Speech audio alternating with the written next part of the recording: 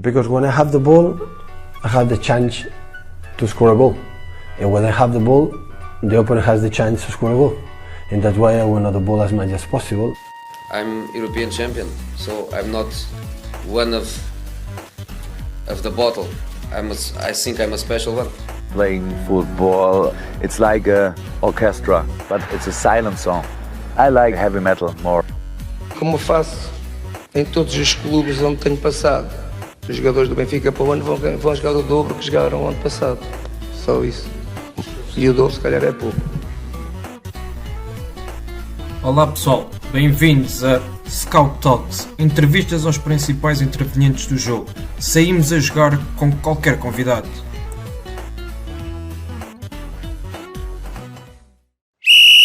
Olá Pedro, bem-vindo ao Scout Talks. É um gosto enorme ter-te aqui connosco. Nós já estivemos também, enquanto Pro Scout, numa iniciativa que tu organizaste, também ligada ao Scouting, e desta vez cabe a nós receber-te aqui neste nosso espaço para também falar sobre esta área que tanto nos apaixona e que nos caracteriza, que é o Scouting. Muito bem, Francisco. Eu é que agradeço o convite, muito boa tarde. Gosto imenso do vosso projeto, que já sigo há algum tempo, e obviamente naquela altura, quando organizei a conferência, a isso que te referes, vos convidei. Claramente não foi por simpatia. Eu sou daqueles que às vezes até posso passar por antipático, mas eu gosto de convidar efetivamente aqueles que aos quais reconheço competências. E o vosso projeto, enfim, é um projeto que, como eu disse, sigo há algum tempo, e parabéns à equipa, porque tem desenvolvido um bom trabalho ao nível do scouting, quer ao nível do trabalho técnico em si, por aquilo que vou acompanhando, quer ao nível daquilo que é um trabalho de, enfim, consciencialização de classe e de mostrar às pessoas que efetivamente há aqui todo o mercado para explorar. E por isso vocês têm feito esse trabalho. Olha, para mim é uma honra estar aqui convosco. Muito obrigado, Pedro, e é exatamente isso que nós pretendemos, que é, com estes podcasts, consciencializar e também, de certa forma, proporcionar a que as pessoas que nos ouvem que possam ter diferentes opiniões daqueles que são os nossos convidados e diferentes backgrounds, experiências, e que possam beber dessa informação e crescerem dentro daquilo que é esta área do scouting, que é uma área riquíssima. E quem diz do scouting também diz da área da análise do treino, como também já tivemos aqui convidados e de outras áreas. Precisamente começando por aí, gostava de perguntar, tu começaste também muito cedo ligado a esta área do treino e da coordenação técnica. Como é que nasce esta paixão pelo futebol e como é que se inicia este teu percurso ligado à área do treino? Muito bem, eu vou tentar sintetizar, porque já são 41 anos de vida, 25, 26 dos quais ligados ao futebol. Bem, eu, enquanto criança, fui uma daquelas crianças, enfim, como somos todos, acho eu, com aquele sonho, enfim, de um dia virmos a ser, ou podermos vir a ser futebolistas famosos. Uhum. Eu sou da geração do futebol de rua, lembro perfeitamente que toda a minha infância foi passada, eu sou, enfim, um orgulhoso rapaz da aldeia, e a infância foi sempre passada a bater bola na rua, nos campos que eram, enfim, campos informais aqui, que existiam vários na aldeia. Ainda na rua nós utilizávamos, enfim, algumas casas abandonadas, onde utilizávamos os portões como balizas. Eu lembro perfeitamente, nunca mais me esqueço disso, e curiosamente, apesar de eu não ser canhoto, eu ser destro, mas havia uma senhora que sempre passava na rua, chamava-me Paulo Futre. Olha, ali está o Paulo Futre. Não sei porque é que ela começou a chamar Paulo Futre. E eu nunca mais me esqueço dessa memória de infância, e ainda hoje eu, enfim, interajo com essa senhora, que hoje em dia é avó de uma menina que é colega da minha filha na escola, mas pronto, tenho muitas memórias de infância, e foi exatamente aí que tudo começou. Ou seja, o futebol para nós era tudo. Nós não tínhamos a oferta de entretenimento que hoje em dia as nossas crianças têm, né? Mas tínhamos uma outra coisa, tínhamos uma motivação intrínseca que eu acredito. Eu não sou daqueles que dizem, na nossa geração é que era, mas em termos de motivação intrínseca, e eu também estou ligado ao futebol jovem há muitos anos, claramente nós já éramos intrinsecamente muito mais motivados. Pronto. Depois, eu iniciei um futebol federado, um futebol um bocadinho mais a sério, em escalões um bocadinho mais avançados, enquanto que hoje é normal que uma criança motivada para o desporto e para o futebol, se calhar começa logo nos petizes. Eu lembro perfeitamente que o meu primeiro ano já foi nos iniciados, no clube de futebol aqui, que era o mais representativo da região onde eu sou natural, que eu sou natural do concelho de Cantanhede, e o clube mais representativo era o clube de futebol dos Marialvas, e por isso foi aí que eu iniciei o meu percurso formativo, que concluí nos Júniores. Depois, terminado esse percurso de formação, também joguei há alguns anos na Distrital, aqui na Associação de Futebol Coimbra, em vários clubes, mas desde cedo comecei a perceber que se calhar, enfim, não teria competências que me levassem a ser o tal jogador famoso que eu sonhava em criança, e por isso, também com a entrada na Universidade em Coimbra, e muito cedo, eu decidi fazer o curso de treinadores do primeiro nível. Na altura disseram-me que quando frequentei esse curso em 1998, se a memória não me falha, na Associação de Futebol Coimbra, disseram-me que eu era um dos treinadores mais jovens certificados com o nível 1, porque eu fiz esse curso com 17 ou 18 anos, ou seja, no ano em que entrei ali na universidade. Enfim, eu posso estar aqui a falhar um ou outro mês, mas andará muito à volta disto. Depois, obviamente que eu abdiquei de jogar, ou seja, decidi concluir o meu percurso como jogador para aí aos 24, 25 anos. Mas, entretanto, nestes últimos anos em que eu jogava, eu já tinha começado a ter alguma ligação ao treino de jovens. Porque eu tinha a seguinte particularidade: a minha formação académica de base não é feita numa faculdade de desporto, é feita na Faculdade de Psicologia da Universidade de Coimbra, e por isso sempre tentei conciliar estas vertentes mais pedagógicas, associá-las ao trabalho técnico e ao treino, para construir a partir daí um bom modelo de formação, que é aquele que eu entendo que deve ser no futebol jovem. Pronto, depois, enfim, a coisa foi se tornando um bocadinho, ou cada vez mais séria, e eu andei aqui pelos clubes do Concelho de Cantanhede, iniciei no Marialvas, no projeto de uma escola de futebol que se chamava a Escola de Futebol dos Marialvinhas. Depois houve aqui um investimento da Câmara Municipal num complexo esportivo na Tocha, na União Desportiva da Tocha, e nós fomos lá iniciar um projeto também, onde estive 2 anos. Depois de Tocha, eu tive um primeiro projeto de futebol sénior, e na altura também já tinha feito o segundo nível do curso de treinadores, a convite do Zé Nando, que na altura era meu colega da faculdade e hoje somos bons amigos há mais de 20 anos. Num projeto que era clube satélite da Académica, que foi o Grupo Desportivo Turizense. Depois do Turizense foi um ano bestial, uma geração muito promissora e talentosa que vinha, enfim, da equipa júnior da Académica, era uma equipa sub-21, sub-22, e lembro perfeitamente que na altura, enfim, apesar de não ser esse o projeto e o objetivo, nós andamos ali no encalço e no calcanhar do grande Fátima do Rui Vitória, que subiu nesse ano à segunda liga, juntamente com o Grupo Desportivo de Chaves do Leonardo Jardim. Eu lembro perfeitamente disto. Depois desse ano, recordar também que nesse ano, enfim, essa geração talentosa tinha jogadores como o Éder, que fez ali também um percurso na Académica, né? E sempre que o Domingos Paciência era essa a particularidade do clube satélite, ou seja, a nossa atividade era desenvolvida em Coimbra, já na altura na Academia do Bolão, e depois já quinta-feira íamos a Turis, porque havia uma distância de cerca de 70 km ou 75 km, apesar de ser um clube da Associação de Futebol Coimbra, mas tinha uma distância considerável. Então o nosso base de trabalho já era feito em Coimbra e depois íamos 1 ou 2 unidades de treino na Turis. E sempre havia ali 3, 4 jogadores que sempre não eram opção na equipa A, eles baixavam e jogavam por nós no Turizense, sempre que o Domingos Paciência, que na altura era treinador da equipa A, e o Zé Nando era treinador adjunto, fazia parte da equipa técnica da A e liderava o projeto do satélite. E recordo perfeitamente o Licá, o Éder, o André Fontes e o Gonçalo Santos, que eram os jogadores que baixavam sempre que não eram opção. Foi um ano maravilhoso. Depois disso, fiz Nacional de Júniores com a Naval, 1º de maio, Nacional de Júniores da 1ª Divisão. Nessa altura, eu começo a sentir a necessidade de estudar um bocadinho o treino, porque, como já referi, a minha formação académica de base não era da Faculdade de Desporto, mas da Faculdade de Psicologia, na área da Psicologia e das Ciências da Educação, e por isso eu senti necessidade de estudar as Ciências do Desporto e decidi frequentar um mestrado em treino desportivo na Faculdade da Universidade Humana. E nesse ano eu decidi fazer, enfim, uma paragem, foi uma espécie de ano sabático, porque quem anda nesta vida do treino sabe que a semana é complicada, com treinos todos os dias, o fim de semana, nomeadamente até nas competições nacionais, implicam sempre uma viagem, enfim, para norte do país, para sul do país, e o tempo é muito pouco, né? Sendo que estamos a falar de uma atividade que é uma atividade paralela àquilo que era a atividade principal e a atividade profissional.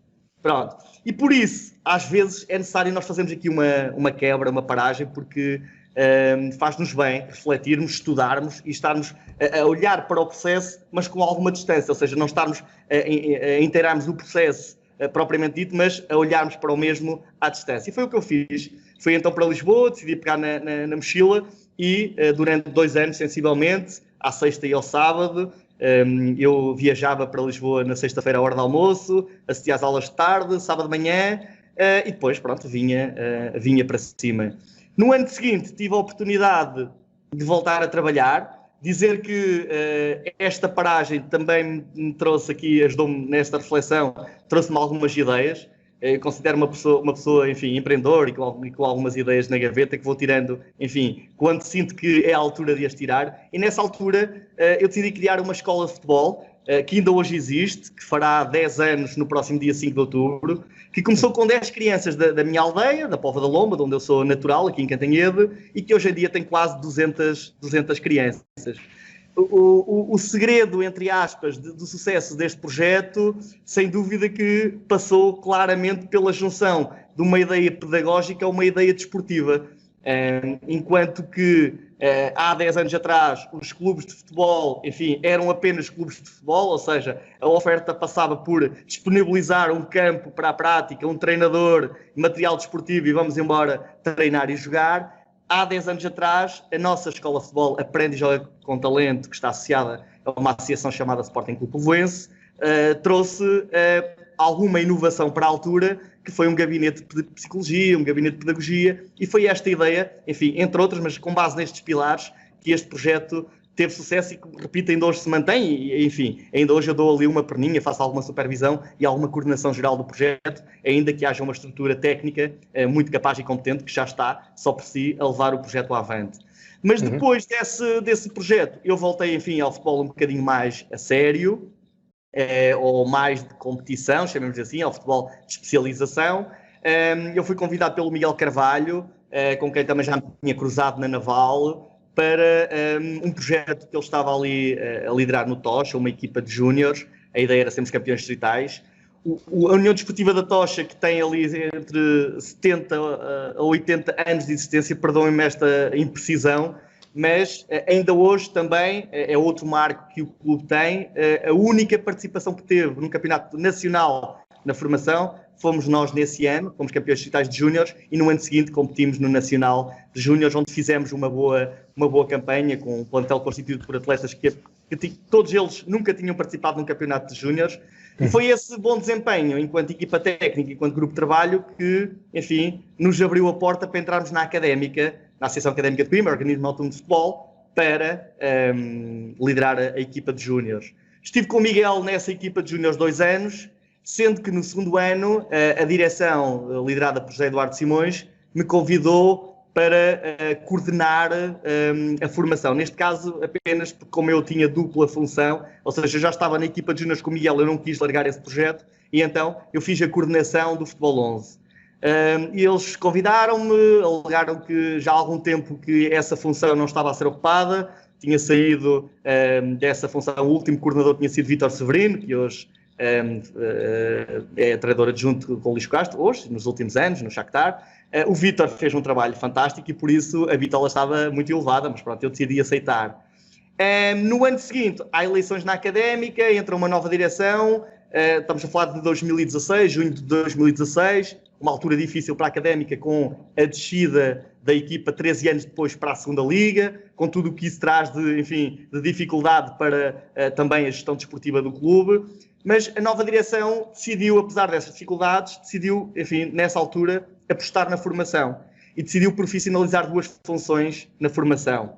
A função de diretor-geral da formação e a função de coordenador técnico, diretor técnico da formação. Felizmente para mim, porque é uma coisa que gosto de fazer, convidaram-me para continuar a desenvolver o trabalho, mas agora, em vez de coordenar apenas o Futebol 11, coordenava toda a formação da Académica. E pronto, e esse desafio foi um desafio fantástico, que me ajudou a crescer imenso. Fazer parte daquela instituição para mim é algo de marcante, porque eu fiz a minha vivência toda ali em Coimbra, na Universidade de Coimbra, sempre estive ligado ao dirigismo associativo, e por isso para mim foi muito importante. Também acho que contribuí para 2 anos e meio, enfim, maravilhosos na Académica, na formação da Académica, não vou dizer irrepetíveis, mas onde fizemos coisas fantásticas.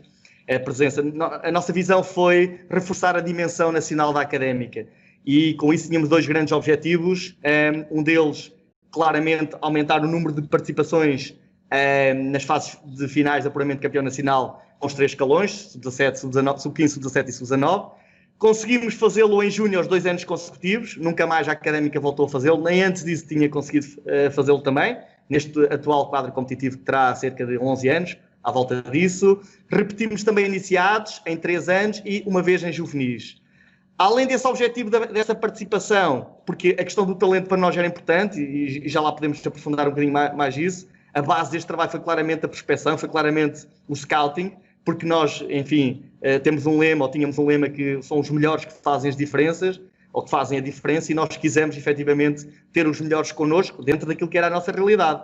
Mas podemos dizer que também nesses melhores, nesses 2 anos e meio, conseguimos colocar 12 atletas nas seleções nacionais portuguesas, ou seja, fizemos uma cobertura total dos sub-15 aos sub-20 com 12 atletas. Portanto, enfim, há aqui uma série de indicadores que revelam que o trabalho foi feito, enfim, com alguma qualidade e com algum impacto para a Académica.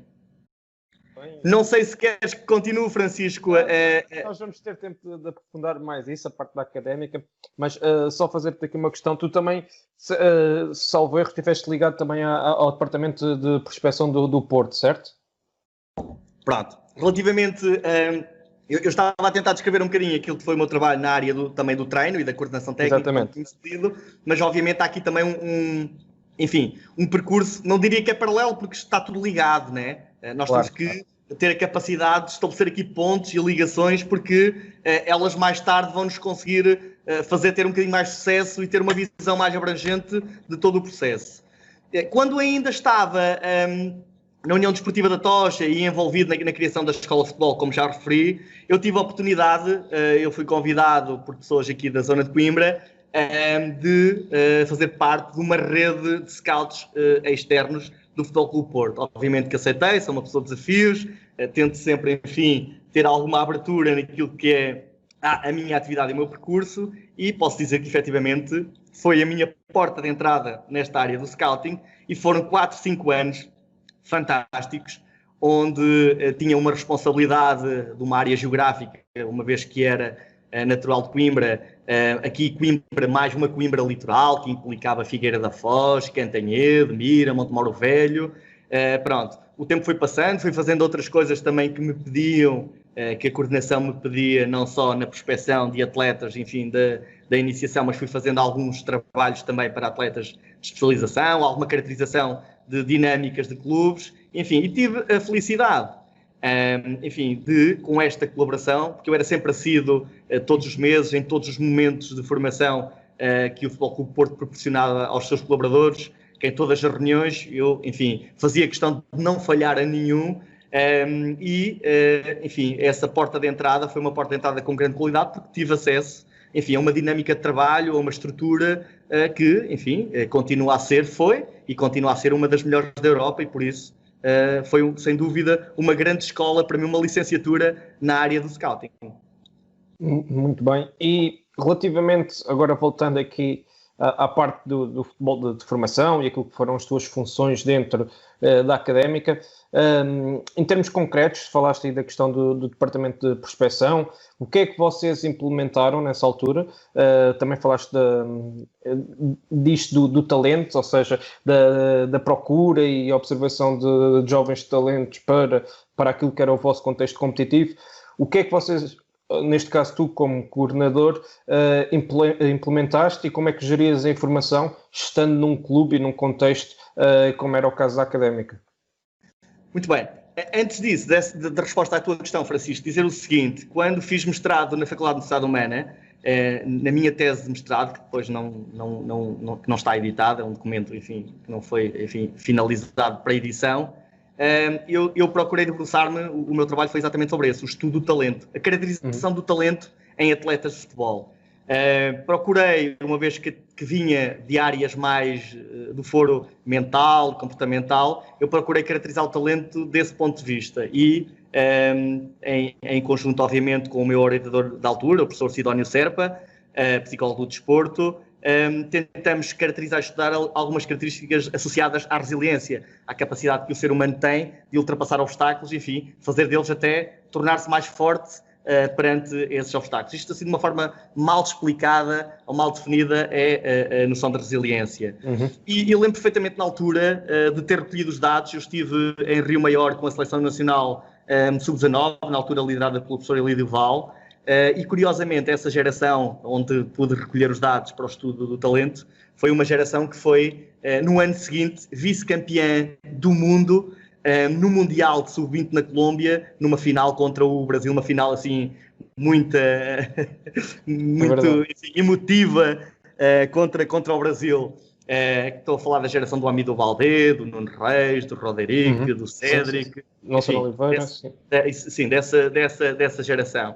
E para dizer que antes de começar a trabalhar, enfim, depois no terreno, tive essa preocupação. Eu tenho um bocadinho esta lógica, que é procurar documentar-me do ponto de vista teórico, do ponto de vista das referências bibliográficas, e depois confrontar isso com o terreno, para perceber se realmente, enfim, o que é que prevalece sobre a outra coisa ou o que é que se complementa. Pronto, e foi quando realmente decidi, na Académica, trazer esta visão. Ou seja, eu vinha bem influenciado por esse trabalho ou por esse estudo que tinha desenvolvido na Faculdade de Motricidade Humana. Tinha também 4, 5 anos de scouting de Futebol Clube Porto, e todas essas vivências, também com os anos que já tinha de treino, transformaram-se naquilo que eu levei para a Académica. Felizmente tive uma direção que, na altura, enfim, me deu toda a liberdade, toda a autonomia para poder desenvolver um projeto, e eu levei essa visão para a Académica, ou seja, esta necessidade de queremos ter os melhores, de transformar a Académica, reforçar uma identidade que a Académica, noutros tempos, já teve, uma identidade com uma dimensão nacional. E quando há pouco referi aqueles indicadores, aqueles factos, das presenças nas seleções nacionais, da presença das equipas nas fases finais do apuramento de campeão nacional, é nesse sentido o desenvolvimento do talento. Mas antes de desenvolvermos o talento, temos que o recrutar. Exatamente. Então a nossa lógica foi, ainda que com muitas dificuldades financeiras, nós tínhamos que apelar aqui a muitas estratégias de gestão, enfim, aqui muito jogo de cintura, apelar muito à paixão das pessoas, à paixão pelo trabalho, pelo treino, pelo scouting, à paixão que também nutrem pela Académica, que é uma instituição, enfim, que não precisa de grandes descrições. Nós decidimos criar uma estrutura com vários gabinetes. Decidimos criar vários gabinetes que alimentassem o trabalho diário no departamento de formação da Académica. Um dos gabinetes foi claramente o gabinete de prospeção, que na altura não existia. Outro dos gabinetes foi um gabinete de treino individual, para nós, depois de recrutarmos os melhores, temos uma atenção ao detalhe e ao pormenor naquilo que é o individual, apesar de sabermos que o futebol é uma modalidade, é um desporto coletivo, mas onde pretendíamos fazer sobressair cada um dos indivíduos dentro desse 11 ou 7 na equipa. Um gabinete também de análise de rendimento, onde avaliávamos os atletas, onde tínhamos analistas nas equipas técnicas, e finalmente um gabinete de psicologia, com uma parceria que fizemos com a faculdade. Relativamente ao gabinete de prospeção, basicamente foi criar uma estrutura simples, funcional, ok? Que não necessitasse de investimento, e mais uma vez a ideia foi, nos nossos contactos, criar uma rede de scouts externo, e posso dizer que quando saí das funções, quando concluí as minhas funções como coordenador técnico da Académica, em junho de 2018, estava na Académica, estava nesse departamento de prospeção. Pelo menos nós tínhamos um par de olhos, ou seja, um scout, em cada um dos distritos do país, incluindo Madeira e Açores. Claro que tivemos que fazer aqui um esforço, criar uma rede de contactos dos nossos contactos. Há aqui uma estratégia muito simples, obviamente, sabendo que estamos em Coimbra e na Académica. Há muita gente que gosta de futebol, que passou pela Universidade de Coimbra e que mantém alguma ligação, de alguma forma, académica, e nós tentamos explorar isso também, ok? E essa era a nossa rede de scouts externos. A nossa rede de scouts internos, que era, no fundo, o segundo ou o outro pilar do nosso gabinete de prospecção, era constituído, foi uma lógica de trabalho que colocamos ali, com um modelo de formação, era constituído por todos os nossos treinadores, como eu costumo dizer. Nomeadamente no futebol de iniciação, e iniciação para nós, enfim, até aos sub-14, sensivelmente, nós estamos a participar em campeonatos da Associação de Futebol do Coimbra, sendo que depois temos ali uma ligação com Aveiro, uma ligação com Viseu, uma ligação com Leiria. Mas o que eu dizia na altura, o que eu pedia aos treinadores era, a lógica era a seguinte: cada treinador é, só por si, cada treinador da Académica é o primeiro scout do departamento de prospeção ou do gabinete de prospeção. Ou seja, quem é melhor do que o treinador ou do que a equipa técnica de sub-14 para conhecer a realidade do campeonato sub-14 e dos atletas que participam no campeonato sub-14? Pá, ninguém é melhor do que eles, porque eles estão no campeonato, estão inseridos, têm jogos, estudam adversários, fazem torneios com equipas. Pronto, e a nossa lógica foi um bocadinho constituída por isto. Uma rede de scouts internos que era constituída por todos os nossos treinadores, que em cada relatório de avaliação de jogo havia um itemzinho dedicado à prospeção ou ao scouting da equipa adversária, e todas as semanas nos faziam chegar essa informação, que depois era trabalhada por mim e por colegas que colaboravam na coordenação do departamento ou do gabinete, e por uma rede de scouts externos que também, enfim, na sua atividade ou de treinadores ou de encarregados de educação que acompanham os filhos, ou sem nenhuma ligação direta ao futebol, mas que gostam de acompanhar o fenómeno, enfim, no distrito onde estão instalados, nos faziam chegar a informação, e nós depois, enfim, trabalhávamos, tínhamos mecanismos para, enfim, aferir e para validar essa informação, e depois chamávamos para jornadas que organizávamos na Académica, em momentos pontuais durante o ano, ou também sempre que se justificava. Mas isso transversal a todos os escalões de formação, ou só até aos sub-14? Não, transversal a todos os escalões de formação. A lógica era a seguinte: a nossa ideia era, em primeiro lugar, no primeiro objetivo, era referenciar, detectar e, obviamente, recrutar todos aqueles que são os atletas mais talentosos da região de Coimbra até aos sub-14. Ou seja, todos os melhores, no nosso entender, na nossa visão, teriam que estar na Académica. Claro. Depois, num ponto seguinte, num ponto 2, a ideia era, através de um modelo de formação de excelência, um modelo de treino, um modelo de formação, esforçarmos para que levássemos esses melhores, o maior número em cada geração, sempre para o patamar seguinte. Obviamente sabemos que depois isto são processos, enfim, há atletas que não evoluem, há atletas que, por uma outra razão, nós precisaremos depois, mais tarde, num ponto 3, e já no futebol de especialização, até porque nós temos, na altura tínhamos, e ainda a Académica tem neste momento, uma academia, enfim, com vagas limitadas, mas com algumas vagas, e aí sim, depois, pontualmente, em posições mais deficitárias, nós utilizávamos a nossa rede de scouts externos para recrutar para esses escalões um bocadinho mais avançados. E esta era a lógica de trabalho. Muito bem.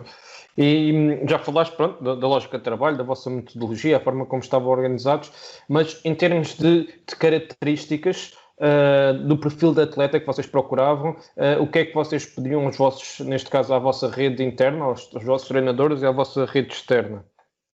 Qual é que era o perfil de jogador, de atleta que estava identificado, que vocês pretendiam para o clube?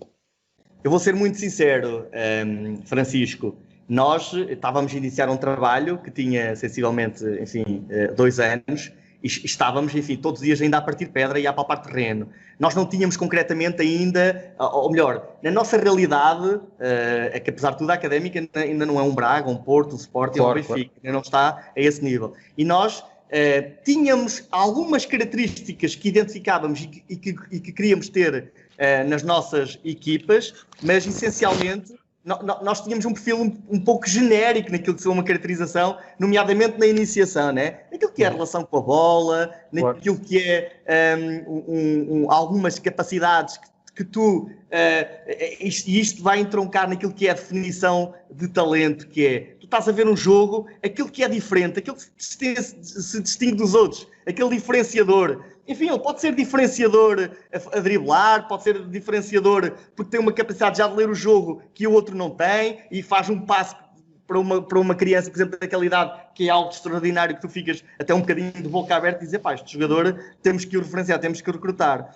Depois, obviamente que em escalões um pouco mais avançados, nós não tínhamos, enfim, nós tínhamos uma ideia de ter jogadores que tivessem alguma capacidade de competir e de, provavelmente com menos recursos do que os nossos adversários nas fases finais, tivessem capacidade de se superar e de hoje olhar olhos nos olhos, que não tivessem problemas em assumir, não tivessem problemas de chegar ao Seixal e olhar olhos nos olhos, ou ao Alcochete, ou ao Olival.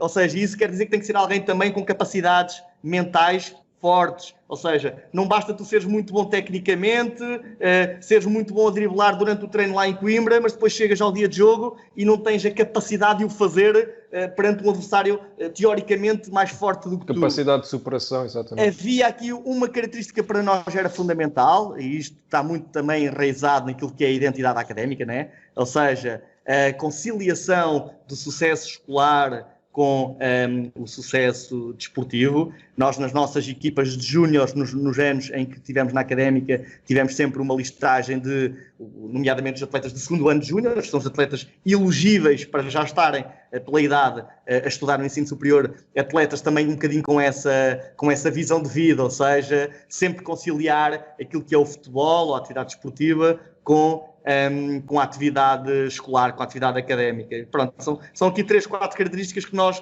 fazíamos questão de perseguir. Agora, para te ser sincero, nós não tínhamos ainda, estávamos ainda numa fase de reflexão e de discussão desse trabalho, mas não tínhamos ainda um modelo de jogo, tínhamos já umas características que gostaríamos de ver entroncadas nos vários momentos de jogo, mas não tínhamos algo muito rígido, não tínhamos um documento muito rígido que olhávamos como uma bíblia e que tínhamos que levar para cada unidade de treino ou para cada jogo, para cada dia de jogo. Muito bem, e não, isso acho que é muito interessante, aquilo que acabaste de referir, ou seja, dentro daquilo que é o vosso contexto, adaptar àquilo que também é o ambiente, o meio envolvente, a identidade da cidade de Coimbra e tudo aquilo que está associado também a esse lado mais académico, que também é uma questão cultural e que também faz sentido em termos de scouting olharmos para esta área. Francisco, depois há aqui uma coisa muito importante, e eu na altura discutia muito, obviamente, que havia coisas também que me ultrapassavam, né? E eu estava ali também ao serviço, enfim, inserido num organograma e ao serviço de uma instituição e, obviamente, que também a reportar a pessoas acima das minhas funções. Mas a análise que eu fazia, nós tivemos imensas discussões técnicas com treinadores, com coordenadores e subcoordenadores. A questão é, eu tive 5 anos na Académica, na formação da Académica, sendo que no último ano trabalhei na equipa de Sub-23, no primeiro ano da Liga Revelação, que é no primeiro ano que a Académica também teve Sub-23, pronto. E por isso, nesses 5 anos, o que eu observei foi o seguinte: houve várias épocas, isto não é uma crítica a ninguém, enfim, é só a constatação de um facto e que tem claramente um impacto naquilo que é a visão do modelo de formação. E por isso é que nós também temos que ser inteligentes a este ponto. Eu tive épocas na Académica, e isto, enfim, acontece na Académica e acontece noutros clubes das ligas profissionais em Portugal, em que numa só época passaram pela equipa principal 2 ou 3 equipas técnicas diferentes, distintas. Cada uma delas com ideias de jogo, com modelos de jogo completamente diferentes e radicalmente diferentes, em alguns casos.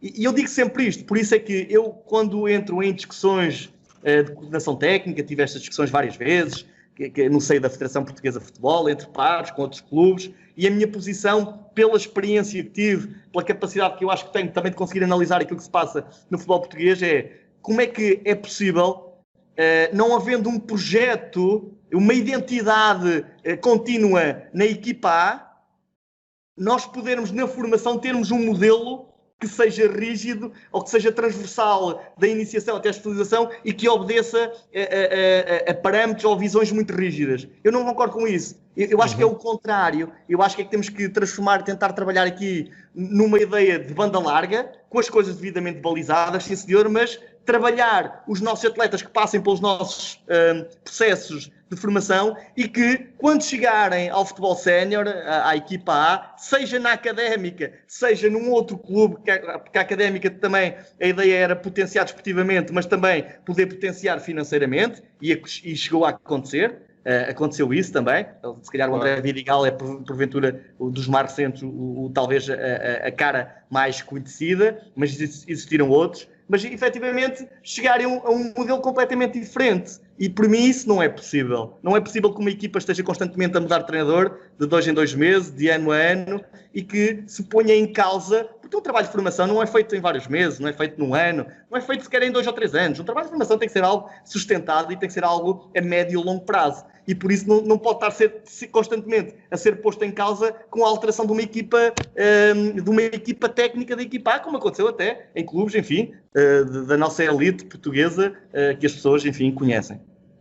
Sem dúvida. Não, eu estava a perguntar a questão do perfil de atleta também precisamente por aí, porque eu partilho a tua opinião, a tua visão, mas sabemos que normalmente existem clubes em que aquilo que a formação procura está muito associado àquilo que é o modelo de jogo e a identidade da equipa profissional. E também por isso podia ser que existisse algumas matrizes no que toca ao perfil do atleta, mas é como tu dizes, se não há a estabilidade em termos da equipa principal para definir o que é a ideia de jogo, a identidade, também fica complicado isso passar para baixo em termos de formação. Francisco, é importante que as pessoas entendam o seguinte, que não se confunda esta visão que eu considero, enfim, pragmática e realista, que conhecedora do terreno, com algo que também, com a inexistência de uma lógica. Ora, claro. O que não me parece é que eu também tenho ideias muito bonitas, ou pegar ou fazer uma pesquisa na internet e perceber como é que se está a trabalhar o Ajax, ou o Barcelona, ou o que quer que seja, imprime aquilo e entra ali na academia, enfim, debaixo do braço, com um documento muito bonito, mas a minha questão é ajustada à realidade de Coimbra? É ou não? O que é que eu conseguirei fazer com esse documento na prática? Isso é possível ou estou só eu próprio ali a impor um capricho meu, uma ideia minha, que depois é completamente desajustada àquilo que é aquela realidade? E é por isso é que eu também referi esta questão. Ou seja, também é preciso sabermos onde é que estamos e sabermos com que regras é que nos podemos reger. E a minha lógica foi um bocadinho essa. Sim, sem dúvida. E acho que é isso mesmo que estás a dizer. Temos que nos adaptar ao contexto onde estamos inseridos. Agora, eu queria falar um pouco contigo sobre a questão da última temporada, onde estiveste ligado num ambiente competitivo diferente daquele que já tinhas vivenciado, ou seja, estiveste no Campeonato de Portugal, no Lutano, e conseguiste conciliar estas duas áreas, ou seja, como coordenador de scouting, mas também como treinador adjunto. Como é que correu a época, o ano passado? E como é que vocês, neste caso tu pessoalmente, como é que trabalhavas esta área de scouting dentro de um clube do CP? Muito bem. Olha, foi sem dúvida uma experiência fantástica. Eu precisava também, enfim, foi uma oportunidade que surgiu. E pronto, também já tinha 5 anos de académica, as pessoas da direção também entenderam, enfim, colocar ali outras lógicas naquilo que era a formação e por isso é que depois também me convidaram para eu, enfim, de certa forma fazer a transição da formação para o Sub-23 e por isso este convite do Lutano surgiu numa altura em que eu também já tinha saído há poucos dias da académica e para mim foi uma lufada de ar fresco. Porque eu sempre vivi e trabalhei aqui na região de Coimbra e precisava, e neste momento também preciso, é isso que procuro um pouco, abrir um bocadinho os horizontes em termos daquilo que é, enfim, a geografia da minha pegada.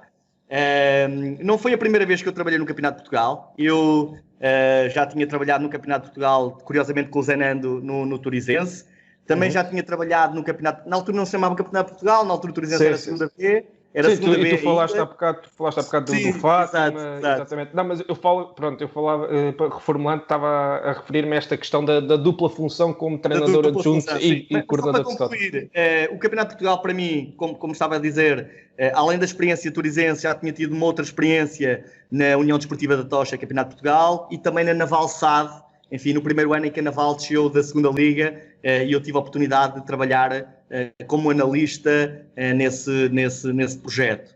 A dupla função é para mim a perfeição destes dois mundos, que é o mundo do treino e o mundo do scouting. Eu, enfim, respeito todas as dinâmicas de trabalho, todas as formas que os clubes encontram como as melhores para o desenvolvimento dos seus projetos. Agora, parece-me a mim que alguém que trabalhe na área do scouting, seja numa coordenação de scouting, seja scout de um clube, parece-me a mim que obrigatoriamente tem que estar identificado com aquilo que é a equipa, com aquilo que é a ideia de jogo do treinador que lidera a equipa, porventura uma ideia de jogo, enfim, que a direção do clube ou que o investidor do clube quer levar para o seu projeto desportivo, e por isso, como eu estava a dizer, foi o ideal dos dois mundos, foi conciliar, porque o convite foi exatamente do Mr. Zenando foi exatamente esse, que é ser o número 2 da equipa técnica, ou seja, ser treinador adjunto, e também criar e coordenar um gabinete de scouting, onde trabalhava também o nosso analista, o Pedro Baião, e por isso a função foi muito simples de desenvolver. Em primeiro lugar, foi simples porquê?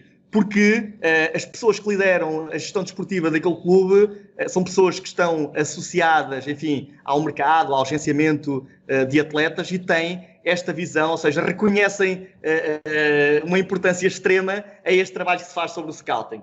E infelizmente sabemos que nem todos os clubes ainda reconhecem isso, mas no dia em que perceberem que realmente terem pessoas a trabalhar naquilo que é o scouting, naquilo que é a referenciação do talento, vão perceber que porventura vão gastar menos dinheiro, porque até têm menos dinheiro para gastar, e não há mal nenhum nisso, porque vão escolher melhor. Não vão estar reféns, enfim, de jogadores que são muitas vezes referenciados por, enfim, agentes ou por entidades externas ao processo, e por isso vão perceber que isto é tudo muito importante. A lógica foi muito simples também, foi criar um departamento de scouting com estes nossos recursos da equipa técnica, numa dinâmica que envolvia, obviamente, os líderes do clube, o diretor desportivo também, nos dava todo o apoio. Nós utilizamos uma estratégia, enfim, lá está, Francisco, quando nós também às vezes não temos grandes orçamentos para grandes estruturas, temos que ser criativos e inteligentes. Uma das coisas que eu propus à direção, e para também marcar uma primeira posição ali do nosso departamento de scouting, foi a realização de um primeiro evento no Algarve, no estádio do Algarve.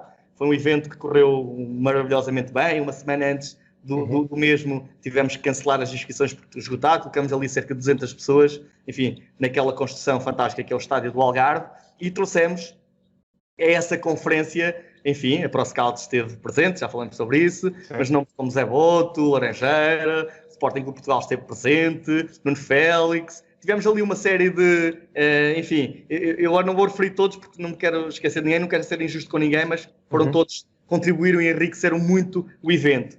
Com essa inscrição, com esse evento, além da riqueza do próprio dia, nós também, àqueles 200 participantes, sendo que muitos deles estão ali da região do Algarve, nós também demonstramos ao que vínhamos. E com isso criamos uma série de laços, uma série de contactos e, inclusivamente, há algumas pessoas interessadas em também colaborar connosco. Ou seja, dessa forma, foi uma forma que nós também encontramos, uma estratégia que nós encontramos para poder avançar. Juntamente com isso, obviamente que a utilização das plataformas digitais, o Instat Scout neste caso e o iScout também, ou seja, há muito trabalho que é feito porque, felizmente, nós, como sabem, o Lutano está no Campeonato de Portugal e, por isso, o Campeonato de Portugal, ou seja, o campeonato onde nós estamos inseridos, é, em primeiro lugar, né, o alvo principal do nosso scouting. Obviamente que também todo o futebol algarvio, porque há aqui um constrangimento geográfico. Vocês sabem que o facto de estarmos localizados no Algarve, ou daquele clube estar localizado no Algarve, por exemplo, recrutar atletas deslocados da zona do Algarve traz-nos aqui algumas dificuldades, nomeadamente exigências financeiras. E então reparem nisto. Imaginem, eu tenho um budget de 500 euros para um jogador, ou 1000 euros para um jogador. Né? Se eu tiver que, além dos 1000 euros, gastar mais 1000 na casa, são 2000 euros. Ora, eu se calhar tenho jogadores que podem ser potencialmente, enfim, estejam níveis acima. Se eu não precisar de casa, eu já tenho os mesmos 2.000 euros para um jogador, provavelmente com um valor de mercado e com um potencial acima disso. Pronto, isto é um exemplo um bocado estúpido, com valores, enfim, abstratos, que lancei agora aqui para o ar, mas só para que as pessoas percebam. E por isso que, além do Campeonato de Portugal, que nós também varríamos, quer na nossa série, obviamente, que conhecíamos, quer nas outras séries com as plataformas e os jogos que nós víamos nas plataformas, nós também tínhamos uma outra estratégia e uma outra prioridade, que era varrer aquilo que é talento na Associação de Futebol do Algarve e nas associações de futebol que são contíguas ao Algarve, nomeadamente o Alentejo. Pronto. Depois disso, obviamente que há aqui depois também estratégias de, enfim, quadros competitivos como a Liga Revelação, tentámos procurar encontrar atletas algarvios, porque há muito talento no Algarve. Eu, com a participação que tive na Académica, na altura já recrutamos vários atletas algarvios, e é uma sensação que eu tenho, há algum conhecimento no terreno também, há muito talento no Algarve. E outra estratégia que nós tínhamos foi tentar perseguir, despistar atletas que tinham saído, por exemplo, em sub-15 ou sub-16, ou ainda em momentos de formação para clubes nacionais, para o Braga, ou para o Benfica, ou para o Porto, ou para o Sporting, ou para o Rio Ave, ou o que seja, e tentar, enfim, criar aqui uma base de dados também com atletas com este perfil geográfico, ou seja, naturais do Algarve, porque acreditamos que mais tarde isso nos pudesse significar mais valias. Enfim, há aqui um conjunto de trabalho que foi feito. Foi criada uma base de dados que, enfim, foi deixada no clube e que acredito que nos próximos tempos, se o clube continuar a alimentá-la, enfim, que será também uma mais-valia para o projeto desportivo do Loltano. Muito interessante essa. E mais uma vez, lá está, adaptar-nos àquilo que é a nossa metodologia, ao contexto e ao meio envolvente onde estamos inseridos. É fundamental isso, que é quando chegamos, eu quando trabalhei com o Miguel Carvalho, como já referi aqui, cruzei-me com o Miguel na Naval, depois trabalhei com ele no Tocha e vários anos na Académica também. Nós fazíamos uma dupla técnica, uma equipa técnica, e nós, bem cedo, até fizemos uma brincadeira entre nós tínhamos um lema de trabalho, roubamos aqui uma música ao Pedro Brunhosa, que é o vamos fazer o que ainda não foi feito. E a lógica é essa, que é chegar a um clube, tentar conhecer aquilo que é a realidade e o contexto do clube, tentar perceber aquilo que poderá ser uma mais-valia e tentar perseguir essa mais-valia e fazer o que ainda ninguém conseguiu fazer. E isto é acrescentar mais-valia a uma instituição, é criar riqueza e é deixar uma marca. Pronto, e é esse, acho eu, o objetivo de cada um de nós que anda no mercado de trabalho, não é? Claro, sem dúvida. E falando agora um pouco sobre, não dentro do scouting, mas dentro da questão do desporto no geral e nesta área da gestão desportiva, tu, paralelamente a esta atividade como scout, és coordenador da pós-graduação em gestão do desporto para dirigentes na Coimbra Business School, na ISCAC. Gostava que aqui também neste espaço que pudesse explicar qual é que é o objetivo desta pós-graduação e quem é que é o vosso público-alvo. Muito bem. Efetivamente, é verdade isso. Em 2017, porque, pronto, eu tenho um bocadinho este perfil. Às vezes, e quanto mais trabalho em projetos e em diversas áreas, eu na área do futebol, eu já fui treinador principal, já fui treinador adjunto, já fui analista, enfim, de jogo, match analysis, já fui scout, já fui coordenador diretor técnico, enfim. Eu acho que há aqui uma coisa que é fundamental. Se por um lado é verdade que não te estás a especializar só numa dessas funções, e isso pode ser obviamente um aspecto menos positivo, que eu não acredito, mas pronto, admito que haja gente que pensa assim, mas por outro lado todas estas participações estão a dar uma visão completamente transversal e sistémica de todo o processo. E isto eu acho que é importante. Até mesmo para o treinador, hoje em dia o treinador já não é um mero construtor de exercícios. O treinador é muito mais do que isso. Há aqui um conjunto de áreas transversais que estão, que ele terá que, enfim, se não as dominar todas, porque depois já tem equipas de trabalho também a trabalhar, mas pelo menos a ter algum entendimento das mesmas. Porque quanto mais conseguir dominar e colocar do seu lado, mais sucesso vai ter. Em 2017, enfim, também através de uns relacionamentos de relacionamentos pessoais em Coimbra, nomeadamente na altura com o Sr. Presidente, Dr. Manuel Castelo Branco, surgiu a ideia. A Coimbra Business School é uma escola do ensino superior público politécnico de Coimbra. É uma escola que teve um crescimento fantástico através de muitas parcerias que criou, abriu-se completamente à sociedade civil, empresas, projetos super interessantes nestas áreas da contabilidade, da administração, da gestão e na altura surgiu esta possibilidade de nós, enfim, levarmos para aquela escola esta área da gestão do desporto, porque em 2017 nós acreditávamos, enfim, e se calhar havia trabalho feito em relação a isso, mas nós acreditávamos que, à semelhança do percurso que se fez, e percurso esse que já tem algumas décadas na área do treino, ou seja, aqueles sistemas de qualificação dos treinadores, nós em 2017 acreditávamos que, mais tarde ou mais cedo, se iria também criar um percurso semelhante, mas para a área dos dirigentes e dos gestores.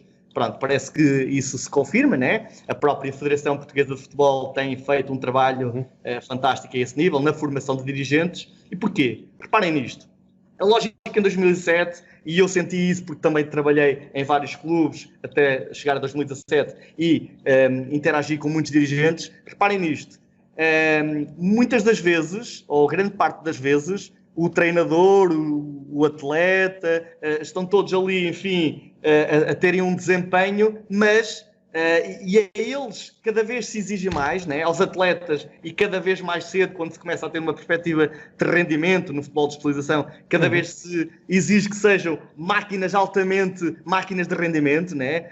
Com cuidados alimentares, nutricionais, hidratação, também a conciliação com os estudos e com a escola, enfim, existe uma série de coisas, conhecimento do jogo cada vez mais aprofundado. Ao treinador também, como eu acabei de dizer, se exige que domine uma série de áreas. E depois, reparem, quem estava na cúpula da organização desportiva, na tomada de decisão, não se exigia nada, né? Era a pessoa que chegava ali ao clube, enfim, sem requisitos, pronto, enfim, passava por um processo eleitoral, mas também sabemos que às vezes a mobilização desses processos eleitorais também é mínima, e por isso a lógica era esta. Por que não também começar a exigir a essa figura, a esse agente desportivo, que é o gestor desportivo ou dirigente, que, enfim, que seja qualificado, que tenha visão e que tenha formação aqui nestas áreas afins à gestão do desportiva. Pronto, e foi assim que nasceu a pós-graduação. Tem-me ajudado imenso. Eu continuo a reforçar esta coisa de, como nós aprendemos na Faculdade de Motricidade Humana, aquela ideia que toda a gente conhece do professor, que é quem apenas sabe futebol, nada sabe futebol. E tem sido um bocadinho esta lógica, tem-me ajudado imenso. Eu tive também toda a autonomia para enquadrar, para estruturar a pós-graduação, e a lógica foi esta, Francisco, e essa, já agora, se me permites, é uma das mais-valias desta oferta formativa, que é a nossa. Foi a primeira pós-graduação em gestão do desporto para dirigentes no país. À altura, à data, tive esse cuidado de fazer, enfim, algum estudo sobre isso. Existia alguma oferta formativa de algumas faculdades em matéria de mestrados em gestão do desporto, mas gestão do desporto para dirigentes e para gestores, a nossa foi pioneira.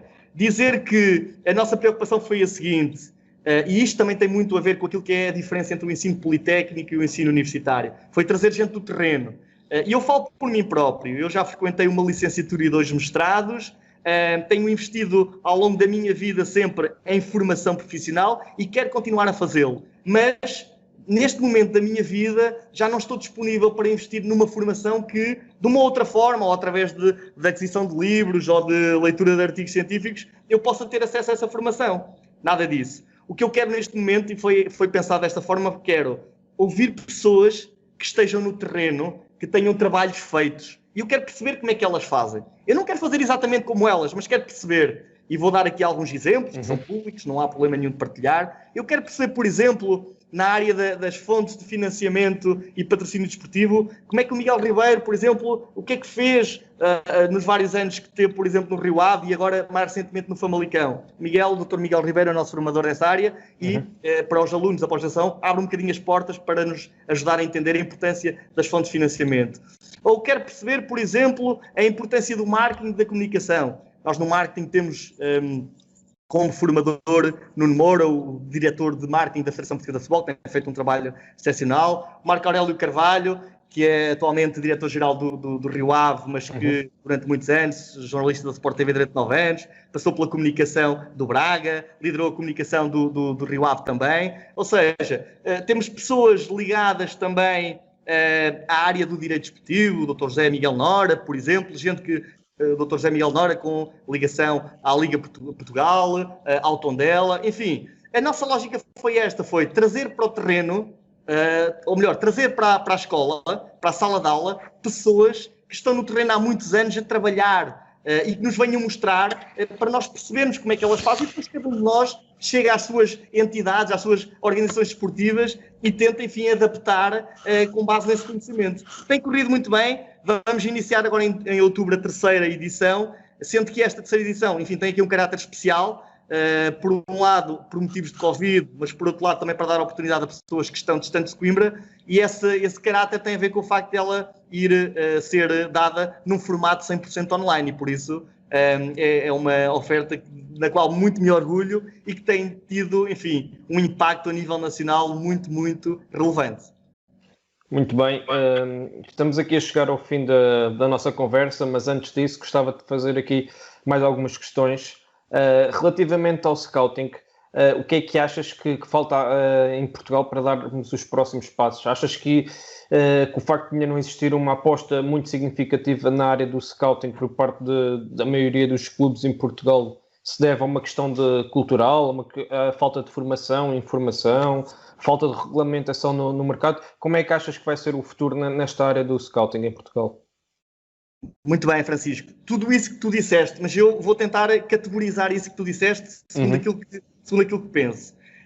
Eu acho que o futuro do scouting em Portugal, em primeiro lugar, depende de duas ordens de razões diferentes. A primeira, sem dúvida, está dependente daquilo que é a visão de quem lidera os clubes e as organizações desportivas.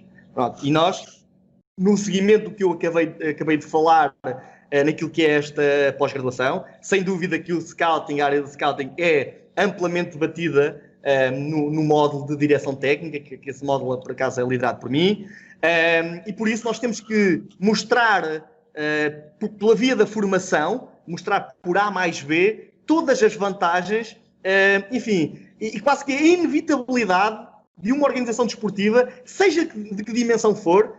Eu tenho sido convidado também para outros fóruns deste género para, enfim, dar um bocadinho aquilo que é um testemunho do meu percurso nesta área do scouting e a minha formação anda sempre à volta disto, que é, independentemente da dimensão onde estejas a intervir, seja num clube de elite portuguesa, seja de um clube de campeonato de Portugal, seja de uma escola de futebol, ter uma estratégia de scouting é parte integrante do sucesso desse projeto desportivo. E os dirigentes têm que entender isto. E por isso, a primeira ordem de razão é esta, que é o futuro do scouting em Portugal depende também, ou em grande parte, ou em parte, da visão dos dirigentes. Os dirigentes em Portugal, as pessoas que lideram os projetos desportivos, têm que entender que este é um departamento, ou esta é uma intervenção fundamental para o sucesso do projeto desportivo. Inclusivamente, e ao contrário do que muitas vezes ouvimos, e pessoas como nós, que por vezes têm necessidade, enfim, de encontrar novos desafios, procurar trabalho e fazem contactos com clubes, e às vezes, ou às vezes não, muito frequentemente, ouvimos a resposta clichê que é, sim, nós sabemos que é uma área importante, mas não temos orçamento para isso. Claro. Um bom exercício... Eu sei bem o que é que isso é. Eu acredito que sim, Francisco. Um bom exercício de gestão desportivo comprova que, exatamente por teres um orçamento, enfim, mais baixo, ou teres algumas dificuldades financeiras, é mais do que razão suficiente para dedicares uma parte desse investimento ao scouting, porque o scouting te vai ajudar, com esse menor orçamento, a conseguires coisas melhores, nomeadamente o recrutamento de melhores atletas. Pronto, essa é logo a primeira parte. Nós temos que mostrar, efetivamente, aos nossos dirigentes a importância, a inevitabilidade de ter gente com formação, com qualificação, a trabalhar nesta área. Garantidamente será uma mais-valia para o clube. Por isso, esta é a primeira ordem de razão, que é a posição dos dirigentes. Por outro lado, também depende muito de pessoas no terreno, e, por exemplo, nós começamos esta conversa com um elogio sincero e justo da minha parte ao teu projeto, né? Aquilo que estás a fazer neste momento, aquilo que estás a promover neste momento, e existem outras entidades que também o fazem, obviamente que depende muito de quem já está, ou sendo técnico de scouting, ou sendo coordenador de scouting, ou tendo uma empresa nesta área de scouting, também depende muito desta nossa intervenção, e aqui também me vou incluir. É importante que sejamos unidos, é importante que discutamos, é importante que nos juntemos, porque, sinceramente, e eu sei que essa entidade ou essa organização até já existe, mas é fundamental que haja um porta-voz que una, de certa forma, uma visão e que seja consensual e que nos leve e que nos represente para as entidades. Porque se nós queremos, e como falaste muito bem, exigir regulamentação específica para esta intervenção, para esta atividade, nós temos que estarmos munidos disso. E por isso também depende de nós neste sentido.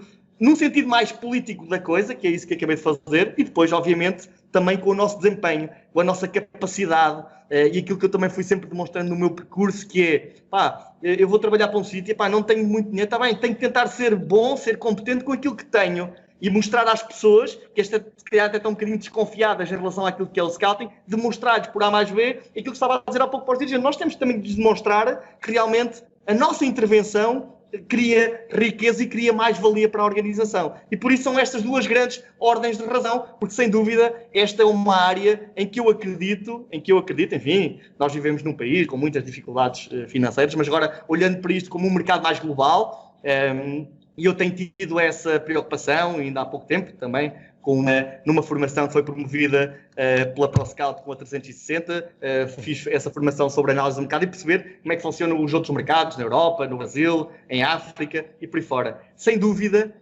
que esta é uma área que vai... eu não vou dizer que é uma área de futuro, eu acho que é uma área de presente e, enfim, quem até começou a trabalhar no passado, se calhar até já leva vantagem. E a melhor resposta que tenho para isso é dizer-te que ao final de alguns anos a trabalhar na área do treino, a trabalhar na direção e coordenação técnica, eu fiz uma opção de vida, estou neste momento a passar por ela, que foi a de tentar ter o objetivo de trabalhar exclusivamente na área de scouting, porque eu acredito muito nisto. Acho que é uma tendência que se vai verificar e eu próprio também vou, com o meu exemplo, comprovar isso. Acredito que sim, Francisco. Esperemos que sim também. As últimas duas questões. Quais é que são os campeonatos que gostas mais de seguir em termos competitivos? O que é que te apaixona mais? O tipo de futebol, de jogo que gostas mais? Eu peço desculpa, provavelmente vou ser muito básico na minha resposta, mas pronto. Eu sempre fui uma pessoa muito pragmática e por isso sempre procurei empenhar-me, dedicar, investir muito tempo e paixão também naquilo que é muito que me diz concretamente à minha intervenção. E por isso eu sou sincero. Há dois campeonatos que me apaixonam imenso. Um com mais anos e outro mais recentemente. Eu sou um completo apaixonado pela segunda liga. Não sei explicar, provavelmente por ter trabalhado, se calhar, no Campeonato de Portugal e em clubes que, apesar de estar na formação, por exemplo, no caso académica, apanhei na primeira liga, mas também já apanhei durante 3 anos na segunda liga. Eu sou um apaixonado pelas características desse quadro competitivo. Acho que é um quadro competitivo, apesar de ser um bocadinho mais duro, é um quadro competitivo com muito talento e, efetivamente, onde depois a Primeira Liga e agora também o estrangeiro vem começar a procurar muito. Depois, tenho aqui apesar de reconhecer, obviamente, muito mérito ao Campeonato de Portugal, e repito, já tive 4 experiências no campeonato, 4 experiências diferentes no Campeonato de Portugal, desde a segunda B, Campeonato de Portugal, até o Campeonato Nacional de Cenas, ou Nacional de Cenas em Portugal, mas ultimamente eu tenho aqui uma competição fetiche, que é a Liga Revelação. Eu tive a oportunidade de participar no primeiro ano nessa competição, apesar de ser uma competição, um quadro competitivo fechado. Obviamente só o facto de ser fechado já limita de certa forma, mas onde eu acredito que para cerca de 80% dos melhores jovens em idade sub-23 é ali que devem estar. Porque efetivamente, eu, enfim, fiz parte de jogos e depois presenciei outros, são jogos completamente abertos, são jogos, enfim, claro que há preocupações defensivas, há preocupações com o resultado, mas são jogos, enfim, sem grandes tabus e de talento mais puro. E por isso a segunda Liga e a Liga Revelação são porventura os campeonatos que eu mais sigo e que mais me apaixonam. Sem dúvida. Pedro, a última questão, já falaste um pouco, já que abriste o jogo em relação ao teu futuro na área de scouting, mas quais é que são os teus objetivos a curto e a médio prazo nesta fase?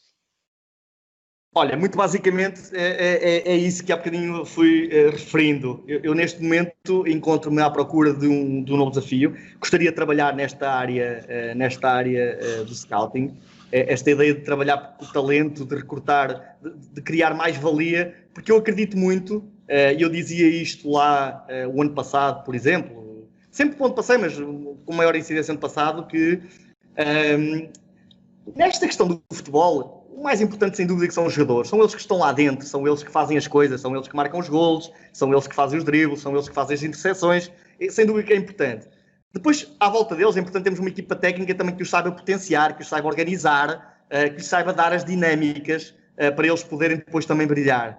Mas, sem dúvida que nós conhecemos as organizações desportivas e o sucesso das organizações desportivas depende muito dos atletas, dos treinadores, mas eu acredito que futuramente, enfim, apesar de dizer futuramente, isso já existe no presente, nós conhecemos alguns clubes de sucesso, algumas organizações desportivas que também são conhecidas pelo seu excelente departamento de scouting. E é, no fundo, num departamento desses que eu quero estar, que eu quero participar. Obviamente que não necessariamente a criar de raiz, como já tive a oportunidade de criar, quer no Loutan, quer na Académica, mas de certeza que já em departamentos que já existam, mas sem dúvida eu quero ser mais-valia e quero integrar uma equipa de trabalho, um departamento que realmente seja a identidade também dessa organização desportiva e desse clube. E é nesta área que eu quero trabalhar, definitivamente. Muito bem, e esperemos que possas alcançar tudo isso, porque já deste provas ao longo do teu percurso da excelente capacidade que tens, e acho que fala por si o teu próprio, as tuas próprias experiências e a qualidade do teu trabalho. Pedro, muito obrigado pela tua presença, foi um gosto enorme ter-te aqui no Scout Talks, e esperemos, desejamos um enorme futuro, um enorme sucesso naquilo que podem ser os teus desafios futuros. Muito bem, Francisco, eu é que tenho que agradecer a ti em particular e também ao projeto ProScout, que, como te disse no início, eu sou fã, eu também me aproveito e utilizo o vosso projeto que vou seguir nas redes sociais para informação, enfim, de grande utilidade, para conteúdos de grande utilidade, e vou continuar, obviamente, a seguir. E até breve, de certeza que nos iremos encontrar brevemente, está bem? Muito obrigado, Pedro. Um abraço. Obrigado.